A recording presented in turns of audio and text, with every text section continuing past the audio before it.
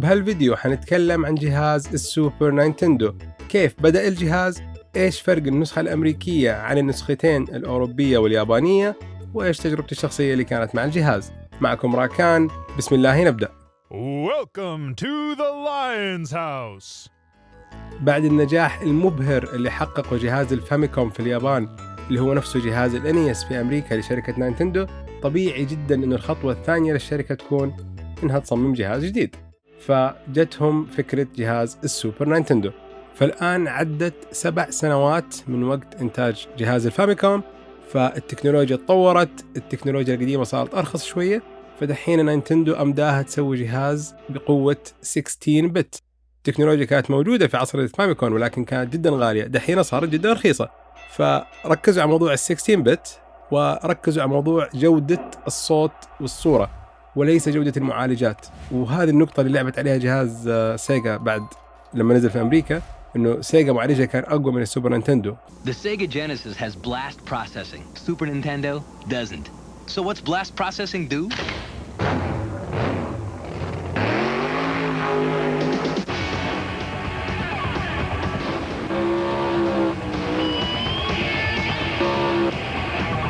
And what if you don't have blast processing?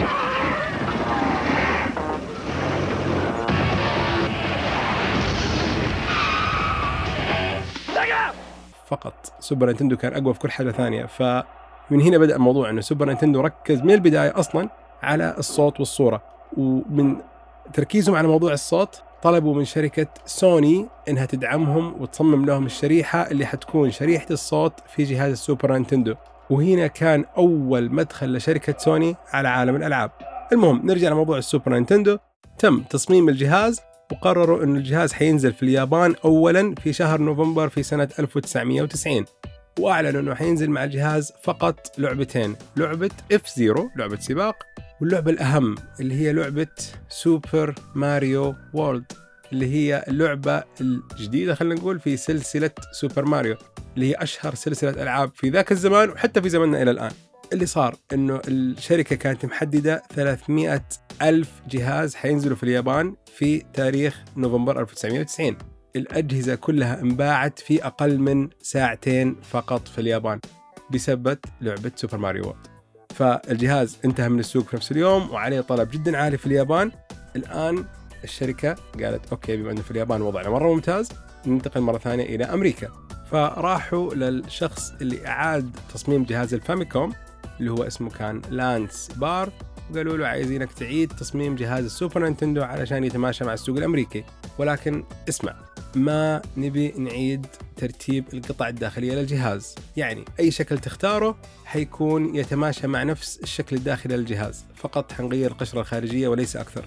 فشاف الرجال الجهاز الياباني اللي هو بالمناسبة نفس الجهاز الأوروبي، وقال كنظرة أولى ترى الجهاز بيشبه كيس التوست، خبز التوست، فلازم نعمله بشكل مودرن أكثر ويتماشى مع السوق الأمريكي. فعنده نقطتين دحين في باله. هو النقطة الأولى اللي قالوا له إياها شركة نينتندو اليابانية إنه ما هم غيرين التصميم الداخلي، والنقطة الثانية اللي قالوا له عليها شركة نينتندو الأمريكية إنه يرحم أبوك لا تخلي الجهاز من فوق مسطح، لأنه المشاكل اللي جتهم في الشركة بسبب إنه الناس كانوا يحطوا عليها المشروبات، كانوا يحطوا عليها الحلويات والأكل والشيبسات وتبر، كانوا يستعملوه كأنه طاولة في جهاز الانياس. فقالوا لا تخلي الجهاز الجديد اللي هو سوبر نينتندو لا تخليه مسطح من الأعلى عشان الناس لا تستخدمه كطاولة. فدحين الفكرتين هذه في راسه، فاللي سواه فقط إنه أعاد تلوين الجهاز، غير ألوان حقة الجهاز وخلى زوايا الجهاز أكثر حدة. فأغلب زوايا الجهاز زوايا قائمة، فعليا إلى حد ما الجهاز شكله مربع أو مستطيل، وأهم شيء إن المروحة من وراء عشان لا يجي عليها سوائل، الشريط بيتحط من فوق عشان لا الناس يستخدموه كطاولة. فهو كذا بالنسبة له غير شكل الجهاز بما يتماشى مع السوق الأمريكي، وفي نفس الوقت مشي مع القوانين اللي حطوا له إياها شركة نينتندو اليابانية والأمريكية. فكده تم تغيير شكل الجهاز وتم إصداره في أمريكا في سنة 1991 في شهر أغسطس، يعني تقريبا بعد 9 شهور من صدوره في اليابان. الآن التصميمين سواء الأمريكي أو الياباني والأوروبي فيهم نفس الخصائص نفس الميزات، فكلهم فيهم فتحتين للكنترولرز من الجهة الأمامية. من الجهة الخلفية كان في فتحة المحول وجنبها فتحة الRF وسويتش عشان تختار القناة الثالثة والقناة الرابعة، والفتحة الأخيرة اللي هي الأهم اللي هي فتحة الأوديو فيديو كيبل. بس لكن نينتندو كانت من جهة أوديو فيديو تنشبك بالتلفزيون، والجهة الثانية كانت كونكشن خاص بنينتندو، كان يشمل إنه يطلع صوت ستيريو وفي نفس الوقت يطلع فيديو من نفس الكونكشن. طبعا هذه أشياء اعتدنا عليها بعدين مع جيل البلاي ستيشن، ولكن وقت السوبر نينتندو كان أول جهاز يعمل الحركة هذه. الجهة العلوية فيها زر الباور أون أوف، فيها زر الريست إعادة اللعبة، وزر الإيجكت اللي هو إخراج اللعبة، وطبعا فتحة الشريط أو الكارتريج، وغطاء ثابت على فتحة الكارتريج علشان لا يدخل فيها أي غبار.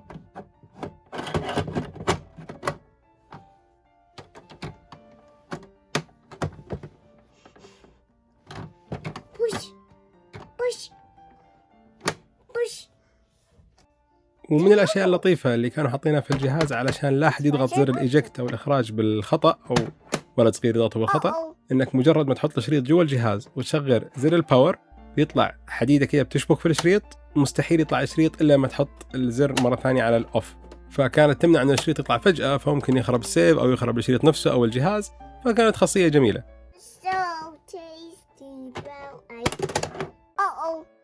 طيب الآن نيجي لإصدار الجهاز في أمريكا. طبعا الكل عارف والكل بيتكلم عن الحرب اللي كانت دائما ما بين نينتندو وشركة سيجا. فشركة سيجا لما أصدرت جهاز الميجا درايف أو اللي هو جهاز الجينيسيس في اليابان، جت وقتها شركة نينتندو وأصدرت لعبة سوبر ماريو براذرز في نفس الوقت في اليابان. فالآن مع إصدار السوبر نينتندو في أمريكا، شركة سيجا حبت ترد لهم المعروف شوية كده، فلما صدر جهاز السوبر نينتندو في أمريكا في نفس الوقت شركة سيجا أصدرت أشهر لعبة لها إلى الآن اللي هي لعبة سونيك. فالآن بعد النجاح الهائل اللي حققه سوبر نينتندو في اليابان، الشركة نينتندو متوقع أنه نفس النجاح يكون في أمريكا، ولكن السيجا جينيسيس أو اللي هو السيجا ميجا درايف صار له الآن 2 سنين في السوق الأمريكي، وسيجا كانت شغالة حريقة في الإعلانات وفي الدعايات إنها تقول إنه إحنا الجهاز حقنا جهاز للكبار ما هو للأطفال، الجهاز الفاميكوم للأطفال، نينتندو للأطفال، سيجا للكبار. غير كده إنها نزلت نفس الوقت لعبة سونيك. واللي زاد الطين بلة دحين إنه الأمريكان ما هم مستوعبين إيش يعني سوبر نينتندو. أوكي جهاز السيجا جينيسيس هو ثاني أشهر جهاز لسيجا، بس ما في جهاز قبله في أمريكا. يعني جهاز الماستر سيستم انشهر في اليابان، انشهر في أوروبا، بس ما كان واصل أمريكا إلا بكميات قليلة يعني. ولكن السوبر نينتندو قبله كان في جهاز نينتندو اللي هو NES نينتندو انترتينمنت سيستم. فجو الآباء دحين جو الأمريكان قال لك يا أخي أنت منزل جهاز جديد وقاعد تطلب مني أشتري الجهاز الجديد، طيب الألعاب اللي أنت منزلها دحين يمدينا أشغلها على الجهاز القديم ولا لا؟ قالوا لهم لا. طيب ليه أشتري جهاز جديد عشان أشغل بس نفس الألعاب؟ ما هم مقتنعين بفكرة كانوا إنه الآن جيل جديد، جهاز جديد، تكنولوجيا جديدة. ما كان في الموضوع هذا، ما كان الفكرة هذه موجودة أصلا. فشركة نينتندو لقت الحرب من سيجا، في نفس الوقت إنه الأهل ما هم مقتنعين إنه يشتروا جهاز لأطفالهم أو لأولادهم بنفس خصائص أو نفس ميزات الجهاز القديم. بالأخير هو نينتندو بالنسبة لهم، ما فرق هو نينتندو ولا سوبر نينتندو. فشركة نينتندو في أول سنة عانت معاناة شديدة عشان تبيع أجهزة. أوكي ما كانت خسارة، بس ما كانت الربح اللي متوقعته شركة نينتندو. Our video game industry is hotter than ever this season, and one good reason, Nintendo has introduced some hot new toys. But have things gone a bit too far? First of all, the peer pressure starts. I feel maybe exploited.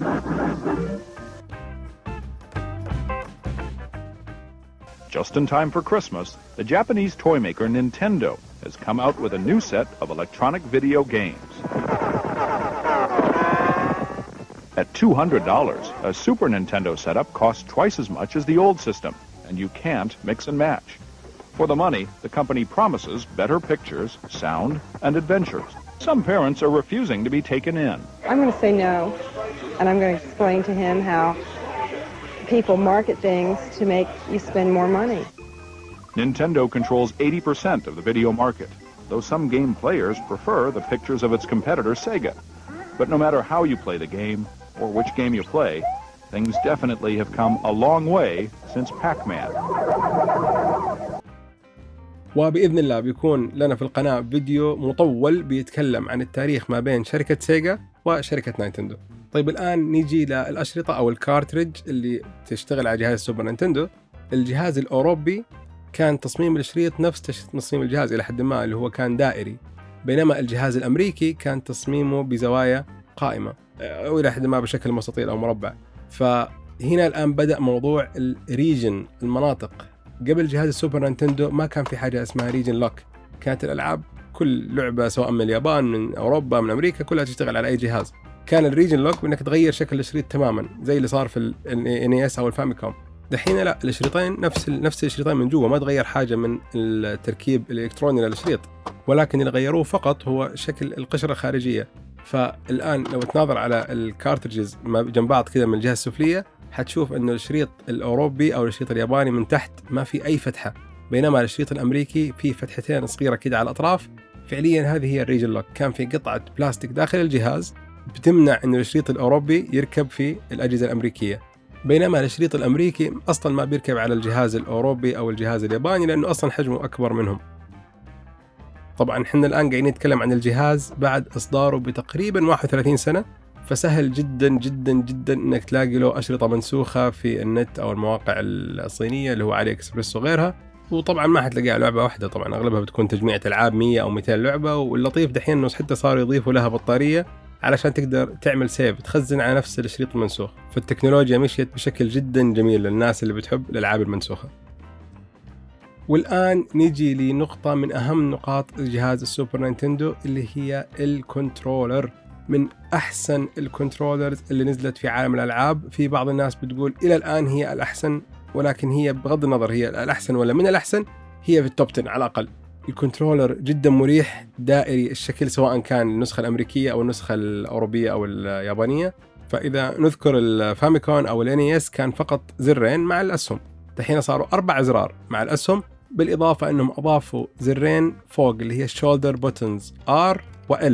طبعا دحين إحنا في الأيادي حقت البلاي ستيشن والإكس بوكس متعودين عليهم، ولكن السوبر نينتندو كان هو أول جهاز يضيف الخاصية هذه للكنترولر حقته. الكنترولر فعليا هو من الأحسن في العالم إلى الآن.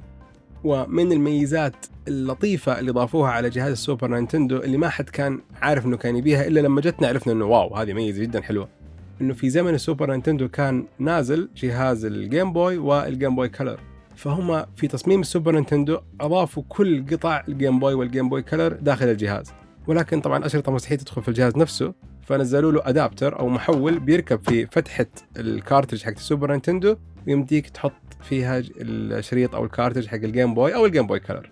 فبالتالي صار أمداك تلعب ألعاب الجيم بوي والجيم بوي كلر بدل ما تلعبها على شاشة صغيرة، صار أمداك تلعبها على شاشة التلفزيون الكبيرة عندك في البيت. وأخيرا مهما أقعد أتكلم عن جهاز السوبر نينتندو ما راح أعطيه حقه. الجهاز له معزة خاصة جدا جدا جدا جدا عندي. يعني أوكي أنا من الناس اللي لحقت على جهاز الأتاري وكمبيوتر صخر والفاميكوم أو اللي هو الNES، حتى السيجا جينيسيس والسيجا ميجا درايف، ولكن السوبر نينتندو كان له كذا طعم لذيذ كذا في طفولتي. يعني ما بديت أفهم موضوع الألعاب وتختيم الألعاب والمنافسة في الألعاب إلا وقت السوبر نينتندو. يعني أذكر شريط الكورة حق كونامي اللي هو سوبر ستار سكر، كنا نقعد أنا وإخواني منافسات يمكن 4 5 6 ساعات. طبعا أنا الأخير فأخذ العنقود، فكنت أخذ على راسي في النتائج، ولكن كان جدا متعة. غير كده ألعاب التختيم لما كنا نشتري الأشرطة ويخرب اللي هي البطارية أو نفس الشريط أصلا ما يكون فيه تخزين، نقعد نترك الجهاز شغال في الليل، تخبي المحول، تطفي الشاشة عشان لا أبوك ولا أمك يكشف إنه الجهاز شغال ويفصلوه من الكهرباء. يعني إلى الآن أذكر لعبة دونكي كونغ وإحنا جايين نلعبها ويمكن 6 ساعات ولا 7 ساعات، وخلاص جاء وقت النوم، خبينا المحول، طفيت الشاشة، وعلى أساس أول ما أصحى الصباح أقوم أكمل لعبة دونكي كونغ. وأتفاجأ أنه الوالد الله يرحمه ويغفر له كان فاصل المحول لأنه لقاه بالليل جدا سخن جدا حار، ففصلوا عشان لا ينحرق البيت.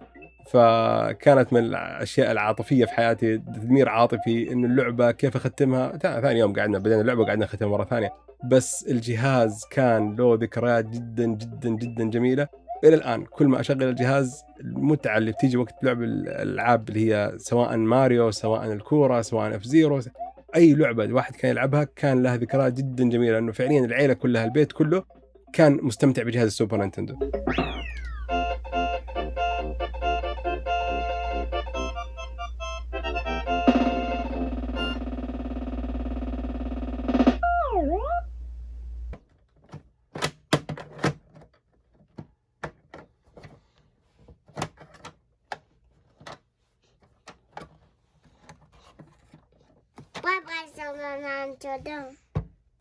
إذا عجبكم الفيديو يا ريت تعطونا لايك وتشتركوا معنا في القناة، وشاركونا في التعليقات إيش رأيكم بجهاز السوبر نينتندو، أو إيش ذكرياتكم من أيام الطفولة مع الجهاز الجميل هذا. لا تنسونا من دعواتكم، وفي أمان الله.